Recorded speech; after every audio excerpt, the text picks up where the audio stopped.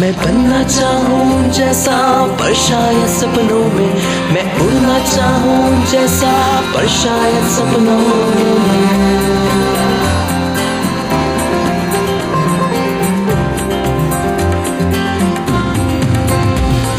सपनों की है उड़ान, कांटे बन गए फूल समान, रोक न पाए वो मुझको मुट्ठी में मेरी है आसमान।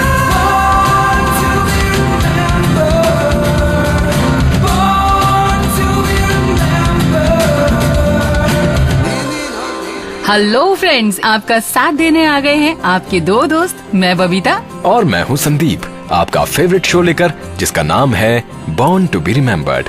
तो संदीप, शुरू करते हैं आज का शो।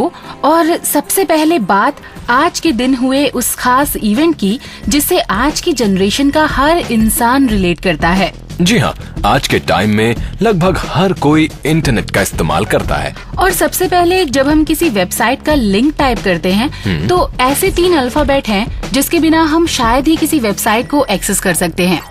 वैसे वो 3 अल्फाबेट नहीं बल्कि एक ही अल्फाबेट है, यानी कि www।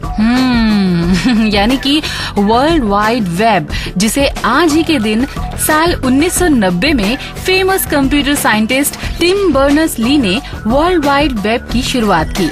www एक ऐसा सिस्टम है जिसके जरिए हम वेब ब्राउजर के थ्रू हाइपरलिंक्स के सारे कंटेंट्स को अपने कंप्यूटर पर एक्सेस कर सकते हैं।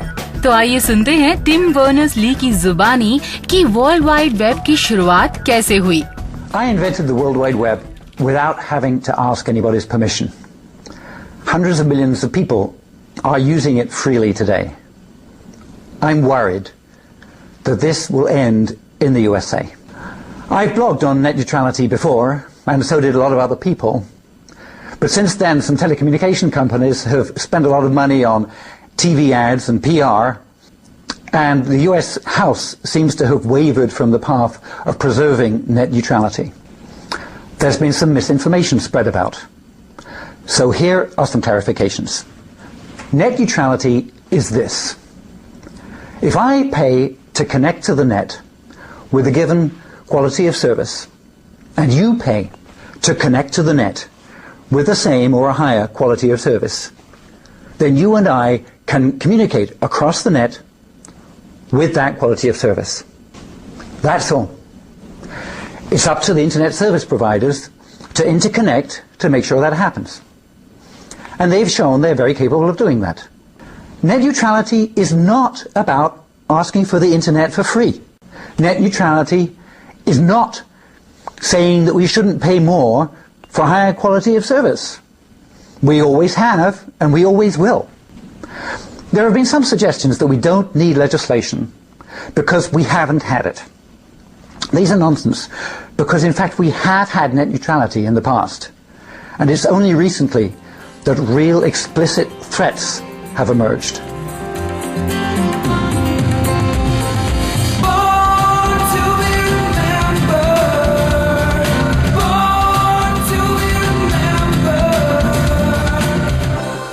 सो थैंक्स टू टिम बर्नर्स-ली के इजाद किए हुए वर्ल्ड वाइड वेब को, जिसकी मदद से हम दुनिया की किसी भी चीज के बारे में कहीं भी कभी भी कुछ भी जान सकते हैं। यानी कि बिल्कुल हमारे बॉर्न टू बी रिमेम्बर्ड की तरह, जहां हम भी आपको ढेर सारी इन्फॉर्मेशन देते हैं। बिल्कुल। और फिलहाल अपने शो को आगे बढ़ाते हैं और रुख करते हैं उन खास शख्सियतों की तरफ जिनका आज हैप्पी बर्थडे है। तो दोस्तों, बॉर्न टू बी रिमेम्बर्ड में सबसे पहले बात करते हैं रिचर्ड स्टार्की की, जो दुनिया भर के म्यूजिक लवर्स के बीच रिंगो स्टार के नाम से अपनी पहचान बना चुके हैं। When I find myself in times of trouble, Mother Mary comes to me, speaking words of wisdom, let it be. And in my hour of darkness, she is standing right in front of me, speaking words of wisdom, let it be. Let it be, let it be, let it be, let it be. Whisper words of wisdom, let it be. एक musician और singer जिनके drums ने famous band the Beatles के गानों में जान फूंक दी। 7 जुलाई 1940 को इंग्लैंड के लिवरपूल में जन्मे रिंगो के बारे में बहुत कम लोगों को शायद ये पता है कि बचपन में ये बीमारियों से जूझते रहे हैं। जिस उम्र में बच्चे स्कूल में पढ़ाई और दोस्तों के साथ मस्ती करते हैं, वहीं नन्हे रिंगो हॉस्पिटल के चक्कर लगाते थे और उनकी इन्हीं बीमारियों के चलते वो अपनी पढ़ाई ठीक से पूरी नहीं कर पाए। लेकिन संदीप, इन सब परेशानियों के बीच भी इन्होंने एक ऐसे फन का हाथ थाम लिया जिसने न सिर्फ इनको आगे चलकर कुछ करने का रास्ता दिखाया, बल्कि इन्हें दुनिया में शोहरत भी दिलवाई। जी हाँ, हम बात कर रहे हैं रिचर्ड स्टार्की के रिंगो स्टार बनने के सफर की। और ये सफर शुरू हुआ साल 1957 में, सिर्फ 17 साल की उम्र में, जब इन्होंने दी एडी क्लेटन स्किफल ग्रुप के रॉक बैंड की शुरुआत की। देखते ही देखते इस बैंड ने अपने आसपास के इलाकों में अपना नाम बनाना शुरू कर दिया। लेकिन रिंगो को अपनी पहचान सिर्फ अपने शहर में या देश में नहीं, बल्कि दुनिया भर में बनानी थी। इसी के चलते जब 1960 में उन्हें उस वक्त के नए sensational rock band the Beatles में बतौर ड्रमर ज्वाइन करने का मौका मिला, तो रिंगो ये मौका बिना गवाए द बीटल्स में शामिल हो गए। और पहली बार रिंगो ने बीटल्स के साथ अपने ड्रम का हुनर दिखाया था। वो दिन था 18 अगस्त 1962।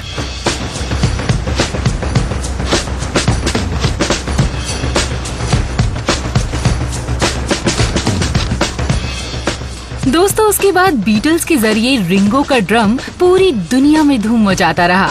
एक से बढ़कर एक सुपरहिट म्यूजिक, जिसके चलते बीटल्स के न जाने कितने फैंस बन गए। लेकिन रिंगो की मंजिल बीटल्स की शोहरत से आगे थी। 1970 में बीटल्स के टूटने के बाद रिंगो ने कई और दूसरे मशहूर बैंड्स को अपने ड्रम का साथ दिया। रिंगो ने खुद के भी कई एल्बम्स रिलीज किए, जिनमें बैक ऑफ बुगालू और रिंगो जैसे एल्बम्स शामिल हैं। ड्रमिंग के साथ साथ रिंगो ने कई और चीजों में भी अपना हाथ आजमाया, जैसे कि एक्टिंग। बिल्कुल, रिंगो ने स्टेज पर तो अपनी ड्रम से तहलका मचाया ही था, आगे चलकर उन्होंने अपनी एक्टिंग से भी सबका दिल जीता और Son of Dracula, Blind Man, The Who जैसी फिल्में की। शुद्ध शाकाहारी रिंगो आजकल अपने म्यूजिक के साथ साथ कई और नेक कामों में अपना वक्त बिताते हैं। बिल्कुल संदीप, उन्होंने दुनिया भर में खत्म हो रहे राइनोस को बचाने की मुहिम भी छेड़ी हुई है। तो आज इस जिंदा दिल कलाकार को उनके जन्मदिन पर हमारी पूरी टीम की तरफ से ढेर सारी शुभकामनाएं।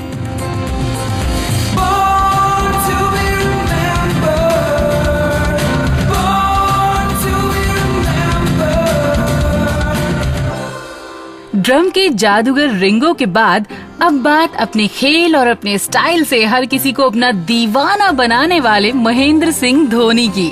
जी हाँ, अपने हेलीकॉप्टर शॉट से बॉलर्स के छक्के छुड़ाने वाले माही आज अपना जन्मदिन मना रहे हैं। 7 जुलाई 1981 को रांची में मैकॉन के एक एम्प्लॉई पान सिंह धोनी के घर इस क्रिकेट स्टार ने अपनी आंखें खोली। मिडिल क्लास में पैदा होने वाले धोनी के सपने बहुत बड़े थे और उनके इन बड़े सपनों के सच होने का रास्ता जाता था खेल के मैदान से। इसीलिए शायद शुरू से ही धोनी को खेल में काफी इंटरेस्ट था, लेकिन क्रिकेट में नहीं बल्कि बैडमिंटन और फुटबॉल में। ओह हाँ, आई एम श्योर कि आप में से काफी लोगों को ये सुनकर काफी हैरानी हुई होगी। हाँ संदीप, वैसे मुझे भी आज ही पता चली ये बात। वैसे तुम्हें पता है संदीप, आज स्टंप के पीछे से बैट्समैन को वापस पवेलियन पहुंचाने वाले हमारे धोनी अपने फुटबॉल के दिनों में गोल कीपर हुआ करते थे। हाँ, लेकिन हमें बहुत ही शुक्रगुजार होना चाहिए धोनी के फुटबॉल कोच का, जिन्होंने धोनी को क्रिकेट में जाने की सलाह दी। और उनकी इस सलाह का नतीजा आज आप सब देख ही रहे हैं। वैसे पता है बबीता, इंडियन क्रिकेट टीम के इस कैप्टन ने अपने क्रिकेट करियर की शुरुआत कमांडो क्रिकेट नाम के लोकल क्रिकेट क्लब से की थी। कमांडो क्रिकेट क्लब के इस विकेट कीपर ने 1997 में बिहार की अंडर 16 क्रिकेट टीम में अपनी जगह बना ली और धीरे धीरे वो एक कामयाब क्रिकेटर बनने की मंजिल की तरफ बढ़ने लगे। वैसे एक बात मैं यहाँ बता दूं बबीता कि 2004 में अपने इंटरनेशनल क्रिकेट की शुरुआत करने से पहले धोनी ने बाकायदा एक टीसी के तौर पर खड़गपुर रेलवे स्टेशन पर नौकरी की। क्या बात है। महेंद्र सिंह धोनी वैसे संदीप बहुत ही मल्टी टैलेंटेड पर्सनैलिटी है, बहुत ज्यादा। और महेंद्र सिंह धोनी जितना अपने काम को गंभीरता से लेते हैं, और वहीं कई बार वो मस्ती भी करते हैं। एक बार तो उन्होंने एक ऐसी शरारत की कि अगले दिन वो अखबारों की सुर्खियां बन गई। भाई किस्सा कुछ यूं है कि एक बार धोनी ने अपने कुछ दोस्तों के साथ मिलकर सफेद चादर ओढ़कर आधी रात में पूरे रेलवे कैंपस का चक्कर लगाया, और जब उन्हें गार्ड्स ने देखा तो सोचा कि कोई भूत है, और डर के मारे उनसे कुछ भी बोला नहीं गया। और अगले ही दिन ये खबर अखबारों में छप गई कि रेलवे कैंपस में भूत था। उन्हें उस वक्त क्या पता था कि ये कोई भूत नहीं बल्कि बहुत फेमस होने वाला स्पोर्ट्स सुपरस्टार है। और 2004 में बांग्लादेश के खिलाफ पहली बार धोनी को इंडियन क्रिकेट टीम की जर्सी पहनने का मौका मिला। हालांकि अपनी पहली सीरीज में धोनी कुछ खास कमाल नहीं दिखा पाए, लेकिन उसके बाद पाकिस्तान के खिलाफ अपनी दूसरी सीरीज में ही धोनी ने अपने बल्ले के दम पर ये दिखा दिया कि वो किसी से कम नहीं। और इस सीरीज में धोनी ने सिर्फ 123 बॉल्स पर 148 रन बनाए। ये अब तक किसी भी विकेट कीपर के द्वारा बनाए गए हाईएस्ट रन्स थे, जो कि खुद में एक रिकॉर्ड था। He is an attacking batsman, Dhoni. Right over the top. Will he get 3 for this? It's going a long way towards the boundary. He's sprinting, Dhoni. Won't get to the boundary, but he runs 3. That's his century. His maiden test century, Dhoni. और बबीता, ये तो बस एक शुरुआत थी। झारखंड के इस आम क्रिकेटर को खेल की कई ऊंचाइयां छूनी थी। सिर्फ 3 साल के छोटे से करियर में ही धोनी को 2007 में इंडियन टीम का कैप्टन बना दिया गया। और उस साल होने वाले पहले T20 वर्ल्ड कप को धोनी की कैप्टनसी में इंडियन टीम ने अपने नाम किया। In the air, Sreesanth takes it. India win. Unbelievable scenes here at the Bull Ring. Jeff Lawson can't believe it.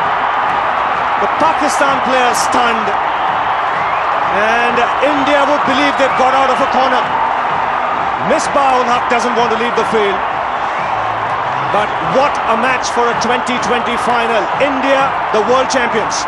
Sachin Tendulkar, Amitabh Bachchan और लता मंगेशकर को अपना आदर्श मानने वाले महेंद्र सिंह धोनी अब तक कई लोगों के आदर्श बन चुके थे। और अब वो दौर आ चुका था जब नाम और पैसा दोनों ही धोनी के कदम चूमने लगे थे। लेकिन धोनी ने अपनी कामयाबी को कभी अपने सर पर नहीं चढ़ने दिया, और एक परफेक्ट कप्तान की तरह उन्होंने 1983 के बाद भारत को दूसरा वर्ल्ड कप जितवाया 2011 में। Dhoni finishes off in style. A magnificent strike into the crowd. India lift the World Cup after 28 years. The parties start in the dressing room. और बबीता, एक बात बताऊं तो ये काफी लंबे इंतजार के बाद घर आया था। बिल्कुल संदीप, बहुत सारे लोग दूसरे वर्ल्ड कप का इंतजार कर रहे थे जो दिलवाया महेंद्र सिंह धोनी ने। वैसे संदीप, खेल के साथ साथ एक और चीज है जिसने धोनी को बहुत ही पॉपुलर किया है। गेस करो वो क्या है? शायद तुम उनके स्टाइल की बात कर रही हो। क्या बात है, बड़ी जल्दी गेस कर लिया। शायद वो ही एक ऐसे क्रिकेट खिलाड़ी हुए हैं इंडिया में जिनका खेल जितना चर्चा में रहा उतना ही उनका स्टाइल भी। मुझे अच्छे से याद है जब धोनी की पहचान बन चुके उनके लंबे बालों को उन्होंने कटवाया था, तब वो कई न्यूज़पेपर की फ्रंट पेज की खबर बना था। और उनकी तेज स्पोर्ट्स बाइक के शौक के तो कहने ही क्या, हमने सुना है कि उनके पास 8 से 10 मोटरसाइकिल्स हैं, जिसमें अभी अभी नई नवेली शामिल हुई है दुनिया की सबसे एक्सोटिक मोटरसाइकिल X132 हेलकैट। और इसी जादू को तो बोलते हैं महेंद्र सिंह धोनी। क्या बात है। वैसे धोनी के बारे में जितनी बातें की जाएं उतनी ही कम है, पर क्या करें, हमारे पास वक्त की पाबंदी भी तो है। तो कोई बात नहीं जी, फिलहाल हम माही को बस हैप्पी बर्थडे बोल देते हैं। बिल्कुल बोल देते हैं। तो wish you many many happy returns of the day Mahendra Singh Dhoni.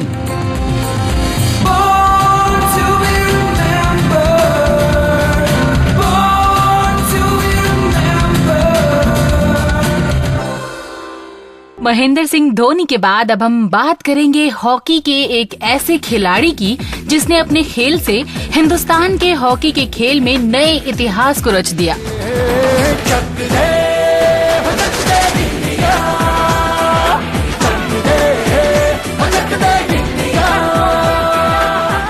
और हम बात कर रहे हैं श्री शंकर लक्ष्मण की, जिनकी आज 80वीं जयंती है। 7 जुलाई 1933 को मध्य प्रदेश में जन्मे शंकर लक्ष्मण पहले ऐसे गोलकीपर थे जिन्होंने इंडियन हॉकी टीम की बागडोर संभाली।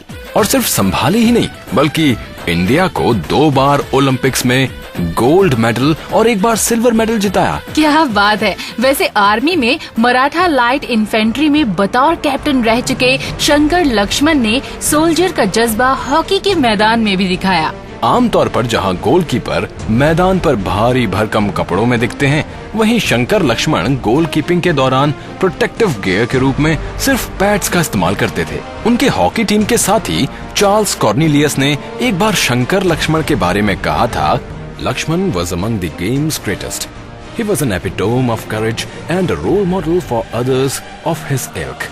Unfazed by any situation, he had the ability to diffuse any crisis. His teammates were at a loss to know how his pads grew broader and broader as the contest wore on.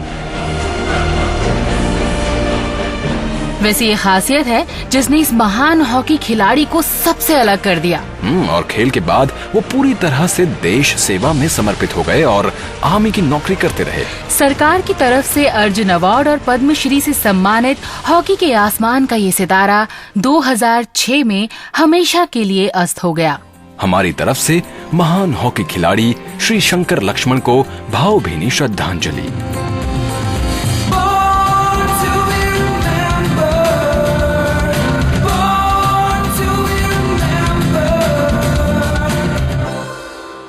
दोस्तों, आप सुन रहे हैं born to be remembered. मैं हूं संदीप और मेरे साथ हैं बबीता। और बॉर्न टू बी रिमेम्बर्ड में अब बात एक ऐसे फिल्म मेकर की जिसने अपनी फिल्म से ही सबको बता दिया, बंदा ये बिंदास है, बंदा ये बिंदास है, बंदा ये बिंदास है, बंदा ये बिंदास। जी, हम बात कर रहे हैं रंग दे बसंती, दिल्ली 6 जैसी फिल्मों के राइटर डायरेक्टर राकेश ओम प्रकाश मेहरा की। एडवर्टाइजिंग फिल्मों से अपना करियर शुरू करने वाले राकेश ओम प्रकाश मेहरा का जन्म 7 जुलाई 1963 को दिल्ली में हुआ था। वैसे एक बात जो शायद बहुत कम लोगों को राकेश ओम प्रकाश मेहरा के बारे में पता हो कि 1982 में हुए एशियन गेम्स में इंडिया को उन्होंने एज अ स्विमर रिप्रेजेंट किया है। और तभी शायद उन्होंने अपनी फिल्म भाग मिल्खा भाग में एक खिलाड़ी की जिंदगी को पर्दे पर दिखाने की कोशिश की है।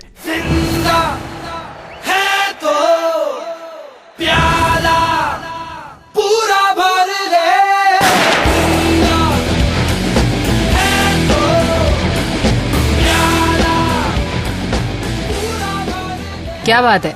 वैसे यही फिल्म ही क्यों, राकेश ओम प्रकाश मेहरा की हर फिल्म इतनी खास और हटकर होती हैं कि हर कोई उन्हें देखना चाहता है। राकेश ओम प्रकाश मेहरा की फिल्मों में एंटरटेनमेंट के साथ साथ हमेशा एक संदेश भी होता है, चाहे वो रंग दे बसंती हो या फिर दिल्ली 6।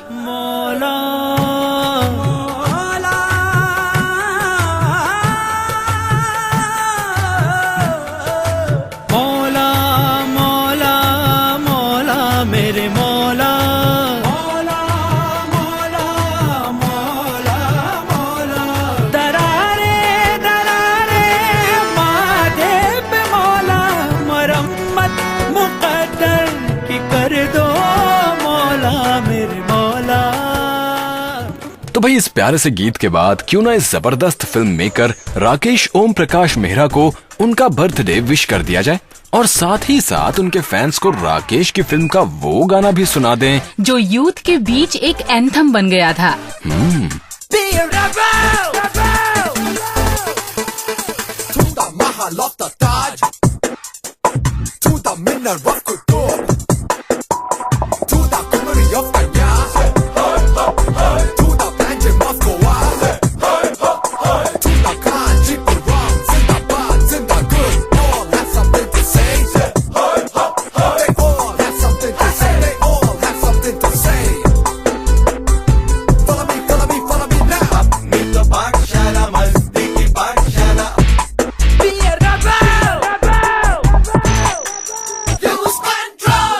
और अब बबीता क्यों ना अपने लिसनर्स को रूहानियत के सफर पर ले चले और एक ऐसी आवाज सुनाएं जिसने हर किसी पर अपना जादू चलाया। सैया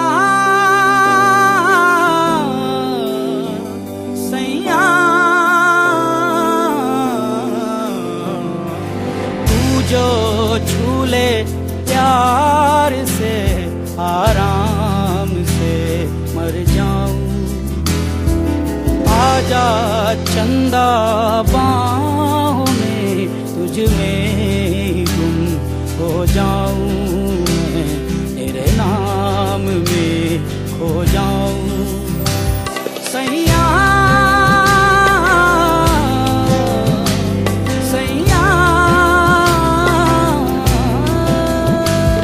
सच में संदीप, कैलाश खेर की आवाज में वो कशिश है जिसमें हर कोई खुद ब खुद खींचा चला आता है। और आज तो कैलाश के फैंस के लिए बहुत ही खास दिन है, क्योंकि आज है कैलाश खेर का जन्मदिन। जब मैंने घर छोड़ा तो तब पता लगा हमको कि यार मैं संगीत के लिए घर छोड़ा था, लेकिन अब तो जीना है, अब खाना है, कहीं रहना है, कहीं तो बहुत सारी नाना प्रकार की मुश्किलें आनी शुरू हो गई। अब हमने एक नौकरी की, एक सीए के यहाँ। सबसे पहला हमारा कार्य वहां से प्रारंभ हुआ। 600 रुपए की नौकरी दिल्ली यूनिवर्सिटी के पास कमला नगर एक जगह है, वहां पे हम करते थे। और जब हम 9-9 बजे रात को फ्री होते थे तो कभी कभी जाते भी थे लेट नाइट पे क्लासेस में, और वहां पर जो हमारा सम्मान होता था उसका आप अनुभव खुद ही कर लीजिए अनुमान में कि कितना अच्छा होता होगा। एक तो जुराबों से बदबू आनी, और उसके बाद हम बदबू जुराब उराब बाहर निकाल के अचानक अंदर गए, और उसके बाद पैर वैर छुए कहीं गुरुजी के, तो गुरुजी जिस हिकारत से हमें देखते थे उसी से लगता था कि बस अभी मर जाऊं, गारत ही हो जाऊं यहाँ पे। 7 जुलाई 1973 को मेरठ में मंदिर के पुजारी के घर इनका जन्म हुआ। शुरू से ही संगीत की सुरों से दोस्ती करने वाले कैलाश को जल्दी ही ये एहसास हो गया कि उनकी जिंदगी संगीत के इन्हीं 7 सुरों के इर्द गिर्द है और इसी में उनकी जिंदगी बसी हुई है। सुधांशु बहुगुणा जी एंड श्रावणी बहुगुणा जी मेरे सबसे पहले गुरु हैं पृथ्वी पर, माता पिता के बाद, संगीत के भी और जीवन के भी। उन्होंने मुझे ऐसे उठाया जैसे किसी को कूड़ेदान से उठाते हैं। एक तो पहली बार मेरे पास रहने को जगह नहीं थी, ऐसे में इन्होंने हमको उस वक्त अपने हृदय में भी रखा, अपने घर में भी रखा, और शरीर तो ये हैं, ये हमारे संरक्षक थे बस, कि मैं जिंदा रहूं, मैं मर ना जाऊं कहीं।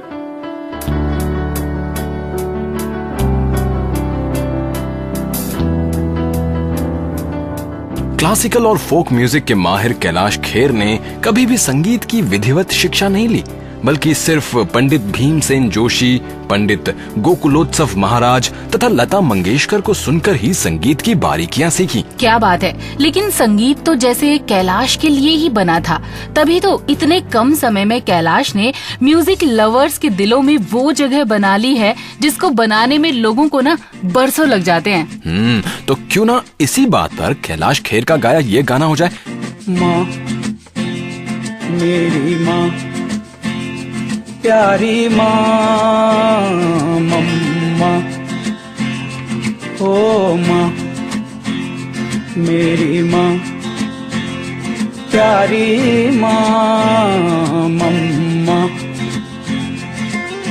हाथों की लकीरें बदल जाएंगी, गम की ये जंजीरें पिघल जाएंगी, हो खुदा पे भी असर तो दुआओं का है घर।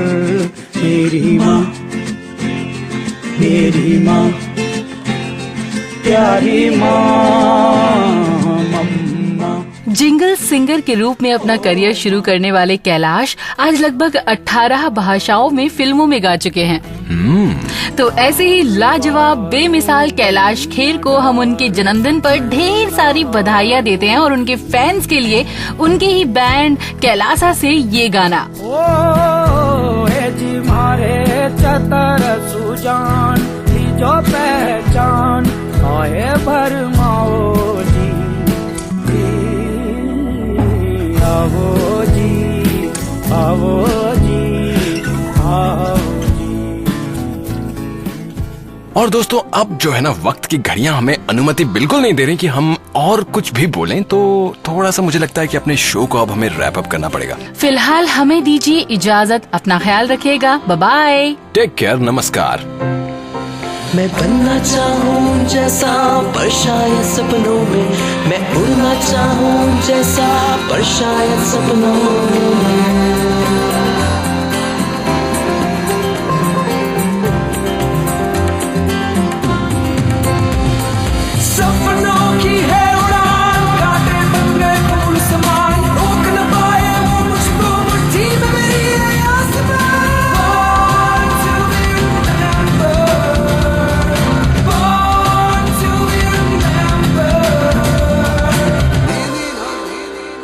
इस कार्यक्रम के कार्यकारी निर्माता जैनेन्द्र सिंह,